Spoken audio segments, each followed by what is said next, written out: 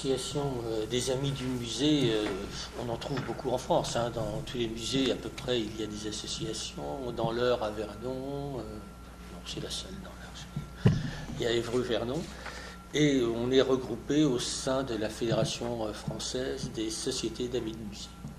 Bon. Ben, je ne connaissais pas. Ouais. Alors, la FFSAM, personnellement, je ne suis pas très preneur des grands-messes où chacun amène ce qu'il a à dire sans qu'il en ressorte grand-chose. Et on se trouve confronté, nous, dans ce genre de réunion, à des associations telles que Versailles, avec 2000 adhérents. Donc il est certain que... Et avec des moyens qui n'ont rien à voir, puisque l'association des Amis du Musée de Versailles a des moyens d'achat de tableaux et autres que nous ne connaissons pas et qu'on n'imagine pas. Mais bon, on en fait partie, c'est par principe. Il y a une fédération française qui mutualise, bon, et on reçoit 25 ans d'existence. Elle a été dirigée par plusieurs personnes. Le fondateur était M. Aubé. Après, il y a eu Maître Thion qui était commissaire-priseur sur Évreux, Monique Père, à qui j'ai succédé depuis 3 ans. Nous avons 300 adhérents environ sur Évreux. Alors, le but d'une association de musée, c'est de faire connaître le musée, de participer à son développement et son rayonnement. Ça, c'est le but de l'association en elle-même. On va quand même... Et pour arriver à ce but, on a différentes activités. Alors, nous avons un bulletin qui paraît tous les trimestres et qui relève toutes les activités que nous avons par trimestre, sauf le trimestre d'été qui est un trimestre plus calme. Donc dans nos activités, nous avons des sorties que nous organisons pour nos adhérents. Alors en général, c'est un maximum de 50 personnes puisque c'est la limite d'écart. Nous visitons une exposition à Paris ou ailleurs, une visite d'autres musées, au Havre ou à Caen, ou même Vernon. Et en général, il y a un déjeuner le midi et l'après-midi, une deuxième visite d'exposition. Nous sommes toujours accompagnés, nous essayons de le faire, de conférenciers, de façon à approfondir la connaissance que nous pouvons avoir au niveau artistique. Là, c'est une de nos activités. Une autre activité, ce sont les petits soirs du musée qui sont organisés avec les conservateurs du musée. C'est une soirée autour d'une heure et demie, où viennent nos adhérents et on nous parle de l'œuvre, du travail. Mais on en a eu aussi sur le travail de fond qui est fait dans le musée pour la conservation. Enfin, c'est une animation qui est offerte une fois par mois aussi à nos adhérents.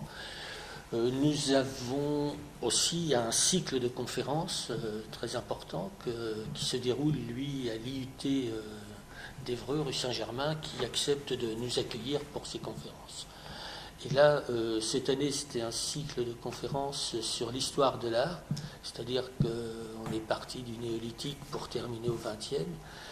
C'est un large balayage, ça veut dire que les conférences étaient assez denses, mais c'était un peu nécessaire pour remettre de l'ordre, parce que j'en parlais avec un conservateur, il dit, lorsqu'on étudie, on étudie par morceaux, c'est pas toujours très chronologique, alors que là, ça nous a permis de remettre une chronologie assez intéressante sur l'histoire de l'art.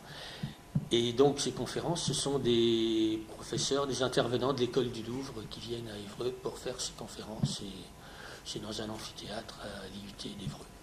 Nous avons ce que nous appelons des patrimarches, où là, auquel participent une 30 personnes environ. On fait une marche, mais dans un but éducatif, toujours.